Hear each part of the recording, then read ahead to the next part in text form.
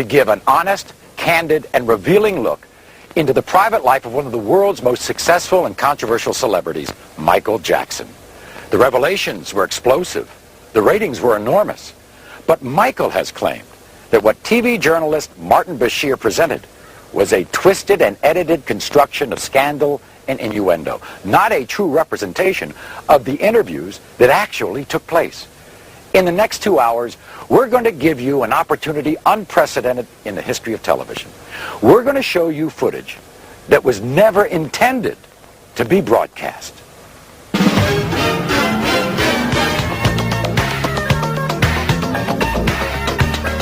Tonight, the private video from Michael's own cameras that shot the Michael Jackson interview, the footage you were never meant to see. As much as I do not speak about my family, I will. Right now. For the first time, Michael's ex-wife speaks out in public. My kids don't call me Mom because I don't want them to. You'll find out what really happened during the astonishing incidents with his children in Germany. And I've seen people that flip their kids up in the air, do somersaults and catch them. To be honest with you, I think wait another 4 or 5 years, the kids will come in front of a camera and they will defend their daddy. You'll hear about Michael's childhood. One of the things I can see this man tried to do, he tried to pin something on me where I was real brutal. You'll find out how Michael really feels about his father. He doesn't know this, but I walk in the room and his presence will be there and I'll faint. You'll hear about Michael's surgery that the other special didn't mention. The whole top of his head caught fire, right in front of my eyes. You'll hear the truth behind Michael's children and their disguises. Michael's very proud of his children. I'm the one who's terrified. You'll go behind the rumors of the Neverland Ranch. Never do. I would slit my wrist if I were hurt. And find out how those rumors have driven a family from their home. Gavin called me. He was crying on the phone. He went in gas station. The kid in gas station, they start kidding. Oh, you are the kid doing this with Michael. You slept with Michael. They ruined this kid's life. You'll hear from the people closest to Michael. I've heard someone say on the television that no one should be allowed behind those gates at Neverland, especially the children. They don't even know what they're talking about. Plus, a surprise revelation from the man behind the Michael Jackson interviews. There'll be a lot of controversy about this. It's a tabloid stuff. Well, you're beyond this. I know. You're a respected journalist. All tonight on the Michael Jackson interview, the footage you were never meant to see. Hosted by Maury Povich. With Mr. Bashir's full knowledge, Michael had his own behind-the-scenes camera documenting the major interviews. The quality of the audio and video may be a bit raw at times, but it will enable you to see and hear the interviews as they actually happen, and will allow you, the viewing audience, to draw your own conclusions. And while Michael Jackson has provided this footage to us, he has absolutely no control over the editorial content of this program. But who is Martin Bashir? And how did he get an exclusive interview with one of the most reclusive pop stars the world has ever known? In 1995, this little-known British journalist caused an uproar when his sensational interview with Princess Diana revealed details of her extramarital affair. Since then, he has scored interviews with some of England's most notorious newsmakers, becoming somewhat of a celebrity himself. Martin, quick word for the evening news. His interview with Jackson was, as he put it, a request to show me the real man, but show me everything, make nothing off limits. Michael agreed, and the first interview was scheduled for the summer of 2002. In these photos of one of Bashir's interviews with Jackson, you can see the camera that captured the footage you were never meant to see. It's mounted right there on the light stand. This is the view it was capturing at the last interview. And this is the shot from the very first interview at Neverland. The man adjusting the lens. Now this is on. Okay, so can we have silence in the house? Yeah. Is Jackson's own documentary cameraman.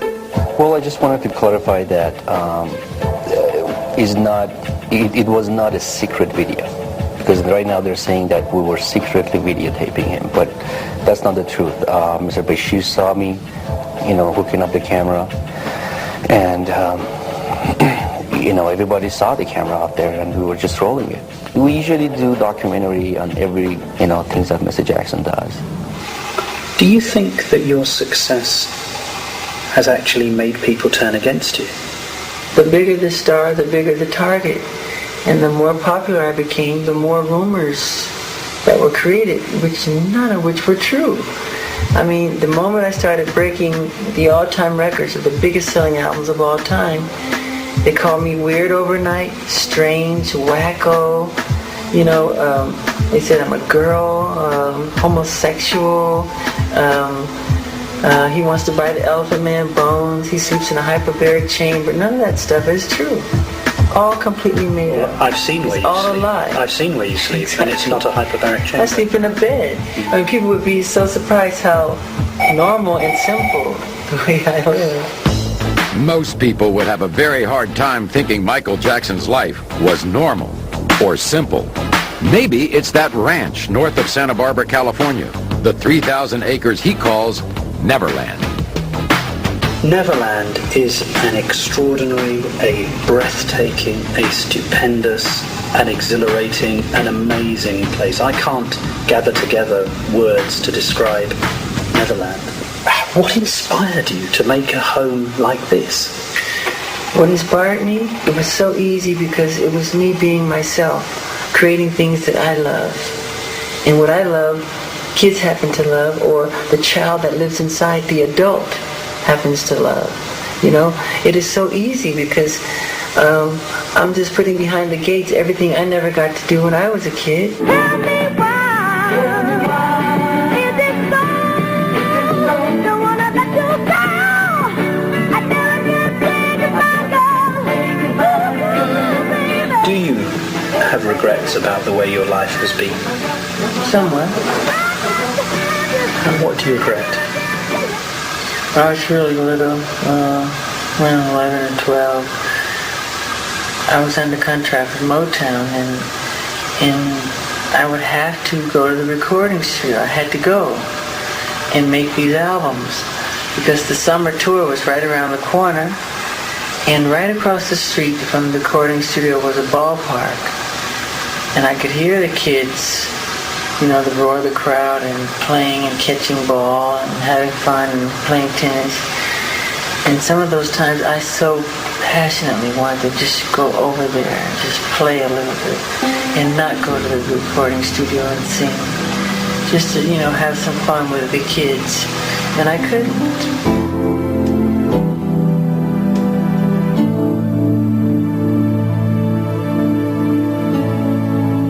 People say, why is he always with children? Well, I was raised in a world with adults. When kids were playing in bed sleeping at night, I was up doing clubs. I was doing club dates, 3 in the morning. The striptease would come on after us. We were performing. And we didn't have friends. My brothers were like my friends, but we worked. There was no Christmas. There was no birthdays, and we were very strict Jehovah's Witnesses. So I'm compensating. Nature make sure that I compensated for the lost. So when you come behind my gates, you'll see amusement park, you'll see animals, you'll see everything I never got to do. There's candy everywhere. It's fun. While Bashir and his crew were here at Neverland, they got to witness what has become an almost weekly experience. Busloads of children, some from the inner city, some orphaned, some terminally ill, but all of them escaping their reality to spend the day at Michael Jackson's creation.